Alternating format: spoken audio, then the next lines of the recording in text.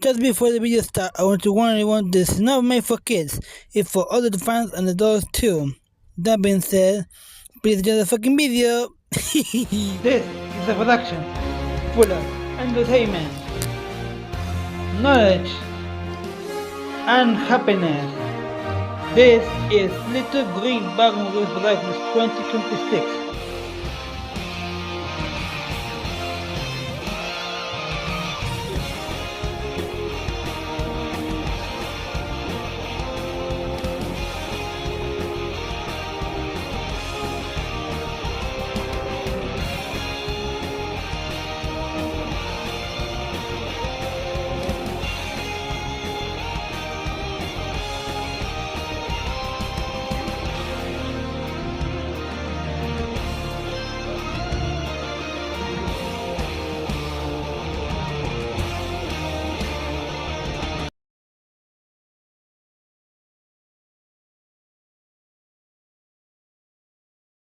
Gordon's Pride. One evening, Spencer the private engine was staying at Tidmouth's sheds with the Zodor engines. He looked very distressed. The other engines tried to ignore him, but at last, Edward spoke up. Spencer, is everything alright? No, Edward. Everything is not alright. I've received horrible news. It's horrendous. A catastrophe. Well, what happened? What's the horrible news? The Duke and Duchess are going to replace me.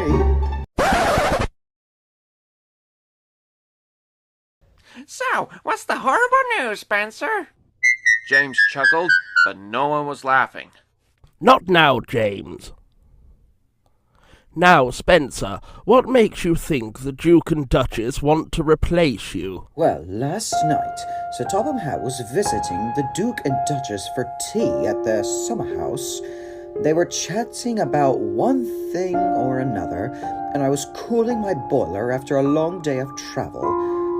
Suddenly, I overheard them talking about electric engines. My cousin Wendy could not stop talking about those new electrified engines on the mainland. They're sleek, fast and efficient. They sound terribly exciting. They certainly sound impressive, but I'm rather concerned with having anything that goes fast. That's the reason I don't much care for racing on the main line. Still, I wouldn't mind trying out one of those electric engines. At least they would probably be more than capable than Spencer. Whatever the Duke had said that night, Spencer didn't hear. His heart sank to the bottom of his boiler. So you see, my days as a private engine are coming to an end. I might as well be scrapped, or worst, put to work on an industrial line. You could always come and live here, Spencer. How would that be any better? Ugh, cool. Your pistons, Spencer. You're not going anywhere. The Duke and Duchess were probably just teasing. Believe me, we wish it was that easy to get rid of you. Indeed. I don't think we haven't tried. And also, why are you so paranoid about these so-called electric engines? While some, like Stafford, have their uses, the rest are just a silly fad. Oh, really? Gordon? Because I also heard that one of those fads is on its way to Sodor as we speak. One of those fads is what? At that moment, a strange horn echoed through the air. As a streak of purple came into view, it whooshed through the yard, showing nothing but a blur as it came barreling towards the shed. But just before it could fly off the turntable, it came to a complete stop. The engines were shaken up by the blur rushing in. But when they finally looked up, they saw a very large, sleek-looking engine. She had bright yellow wheels, gleaming violet paint, and a very smooth, round front. She was pulling 3 smart-looking coaches behind her, and she was wearing the most smart-looking grin on her face. And she sticks to landing for another electric entrance. Thank you. It was nothing. No autographs. Please. I just... hello? What's the matter? Was my entrance not flashy enough? I wanted to bring a brass band with me, but my driver said... No. It was plenty flashy and impressive. It's just that we weren't expecting a new engine today. Or a big purple spaceship. Spaceship? No, I'm no spaceship. I'm Kana, the bullet train. They call me that because, whoosh, I'm faster than any speeding bullet. I'm probably the fastest engine in the world. What? But I'm the fastest engine in the world. Tell her, Gordon. But Gordon said nothing. He just stared at Kana in awe. Well, anyway, welcome to Solder, Kana. What brings you here? I do, Emily, but you and Duchess of Botsford have a friend who asked that I give Kana a trial run on Sodor. Sir, I've seen electrical engines on the mainland, and don't they need big power lines? Sodor doesn't have any of those. Not yet, Rebecca, but I have been planning to turn one of the branch lines into an electric line. The project shall take some time, but when it's finished, Kana will be the first to run the line. Until then, I've got a pretty strong battery and eager to glow. Glow? Like a light bulb? Good one. It just means I'm excited to show what I can do tomorrow. That reminds me, tomorrow we'll be conducting a special trial run from Knapford to Vickerstown to see how fast our newcomer can go against two engines. like a race. No offence, sir, but I thought you didn't like races on the main line. Well, it wasn't necessarily my idea, Edward. You see... We thought a race might be a fun way to really test Kana's capabilities. Indeed, Spencer. You shall be racing as well. Naturally. And I shall have one of my fastest, most reliable engines in the race. Oh, sir, I'm honored, and will do my best to... I was referring to Gordon, James. Oh.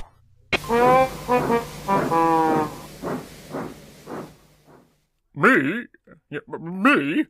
That is, I'd be honored, sir. Gordon felt dreadfully nervous. The newcomer's sudden appearance and Spencer's story had rattled his dome. Really, Gordon? Why are you so paranoid about this electric engine? They're just a silly fad, after all.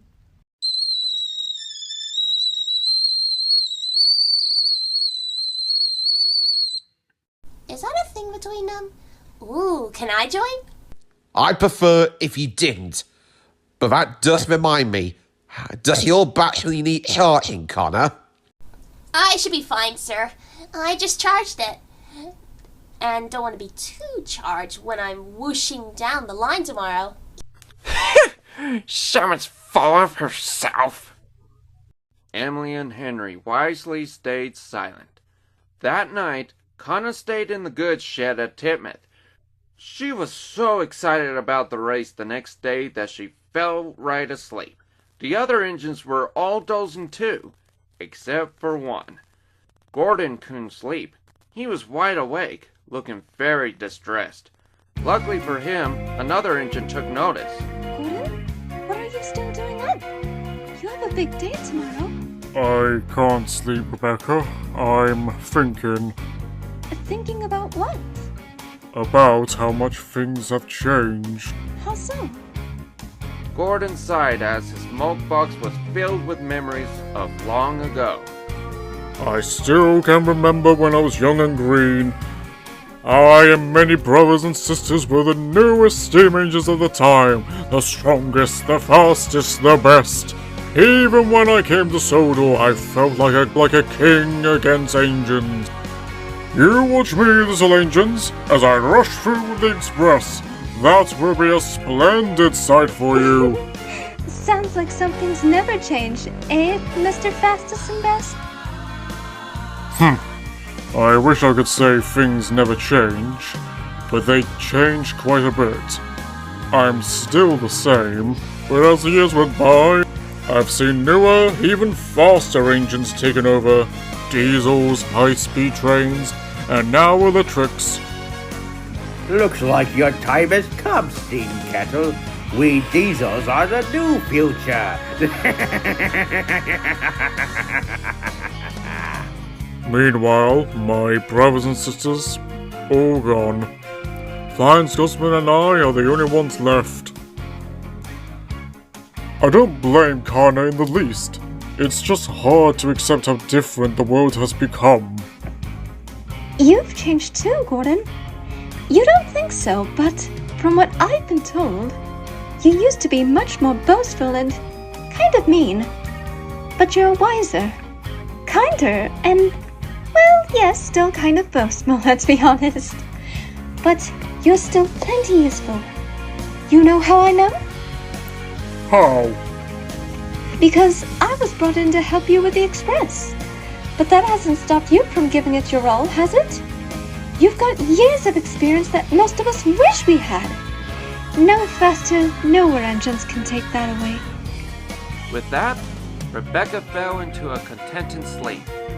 Gordon stayed awake for a little longer, thinking about what Rebecca said. Hearing her words of encouragement, he couldn't help but let a smile crawl across his smoke bomb. She may be naive, but she's right. I've come too far to just give up being the fastest and best now. I'll show that fancy electric engine, and that pompous Spencer too. I'll show them all. At last, Gordon fell asleep, his boiler bubbling with determination. Tomorrow finally came. All the stations along the main line were given big notices that read, "Trains postponed for trail run." Huh. More passengers for me then. But the passengers didn't mind. They were excited to watch the big race go past. Nafford Station was the busiest of all. Gordon, Spencer, and Kana all waited impatiently at the platforms, each carrying 2 coaches behind them. People and engines gathered all around the station in anticipation. The people were excited to see a new fancy engine at the platform, and the engines were eager to see the race. Well, most of them were. It should have been me. Oh, me? I beat Gordon in a race once. Are you two always this serious? Come on, lighten up. This is gonna be fun. Only if you consider falling behind superior engines to be fun. Hope you're not calling yourself superior, Spencer. Hope you're ready to do your best today, youngster, because I'm certainly be doing mine. Electric! Now remember, this is just a trial run to Vickerstown. No record breaking. You may stop for coal or water, or battery recharge. I think he's talking to you, Spencer. Spencer just wheezed crossly. Speaking of Connor, do you need to charge? I've got more than enough energy to win, sir. Kana's motor buzzed with excitement. At that moment, the guard's whistle blew, the green flag waved, and the race was on. Bridges, stations, and hills thundered by. Passengers and engines cheered, and the rails shook and quaked as the 3 fast engines rocketed across the island. Gordon and Spencer were neck and neck, but neither could fully pass Kana for too long. Both steam engines puffed, chuffed, and puffed with all their might, determined to prove their worth. Kana, meanwhile, just glided along the line, whooping and hollering with joy. Woohoo!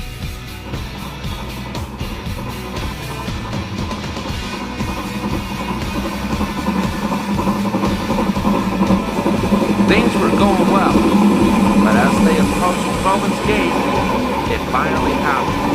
Making it here from Nafford used a lot of water, and Gordon and Spencer started slowing down. They had no choice but to stop for water. Kana, on the other hand, didn't have to stop. Oh, bad luck, fellas. Can't wait to see who comes in second. Meet you there. The two steamies could do nothing as Kana disappeared into the distance. That arrogant little bug zapper. It isn't fair. I'm supposed to be faster. Oh, shut up, will you? For once in your life, Spencer, can't you just lose gracefully? Easy for you to say, Gordon. You were never a winner. You had nothing left to prove. You're wrong. I wanted to show that I was just as capable as the newer, faster engines. And I wanted to show that I was irreplaceable. All we've shown today is what a couple of fools we are. A couple of old fools way past their prime. Both engines just stared as their buffers in shame. They felt a little better after a long drink, but it didn't make them forget how far behind they really were. Still, they decided to try and finish the race anyway. Neither could beat Kana, but they could still beat each other. But before they entered the final stretch before Vickerstown, a big surprise was waiting for them. There was Kana, ground to a halt just outside the station. Why has she stopped? She hasn't reached the platform. Who cares? This could be our chance. We can still win. Spencer didn't wait to hear Gordon's reply. He surged forward and soon passed Kana. Gordon decided he better investigate instead. He pulled up right next to Kana. Kana? Why have you stopped? The once cheerful bullet train now had the most miserable frown on her face. My battery ran dry, and I haven't charged it since last month. Oh, why did it have to happen today? I was so close. Kana, it's only a trial, so Topham Hatt even said it's not a real race. It's not just a race. I wanted to show that I was just as good as running as any steam engine. Just as good? Not better? I've heard so many stories about so many famous engines. Have you heard of the one called the Flying Scotsman? Yes, you might say I have. That engine is a living legend. The kind of engine whose name everyone knows. The kind of engine I want to be. Instead, I'm just a silly bug zapper who stumbled at the finish line. Gordon felt even sillier. All day, he and Spencer were afraid of Kana replacing them. But it turns out she wanted to be just like them. Just like that, Gordon knew what he had to do. He slowly reversed and clambered up to Kana's coaches. Then the proud express engine gently pushed Kana all the way to the platform. Kana was surprised. Gordon! What are you doing? We already lost the race! Perhaps, but there's no sense in not finishing at least. Kana couldn't help but smile too.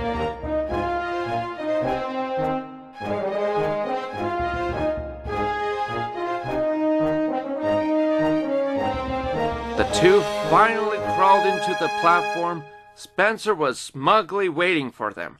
He looked very pleased with himself.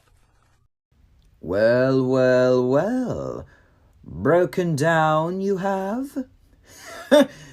That's the problem with these newfangled machines. They always need to be rescued.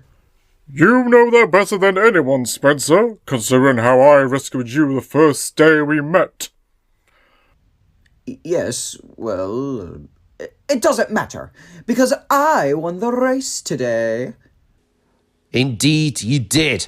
Although I seem to recall saying this wasn't really a race, but a trial.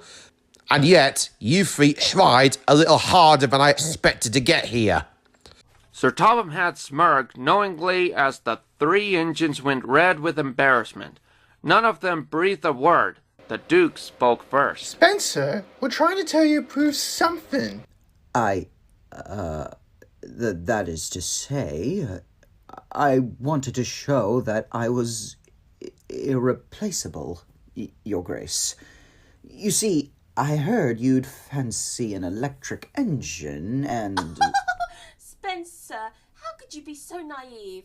We can never replace you. You're priming into the station before you do, but you're practically a member of our family. Despite his embarrassment, Spencer's heart warmed a little after hearing this.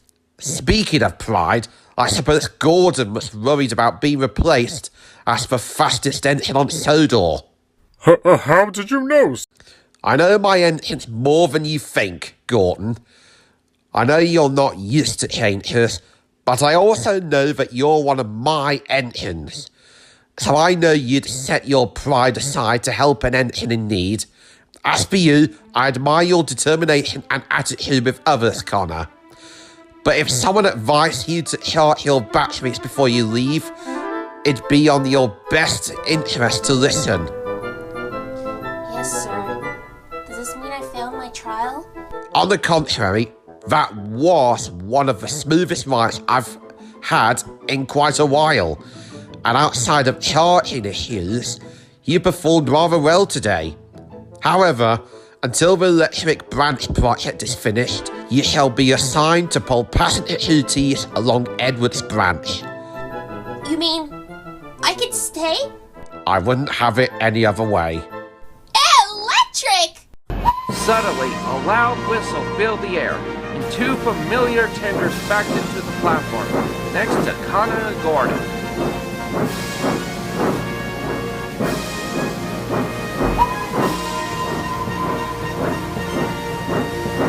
Hello, everyone.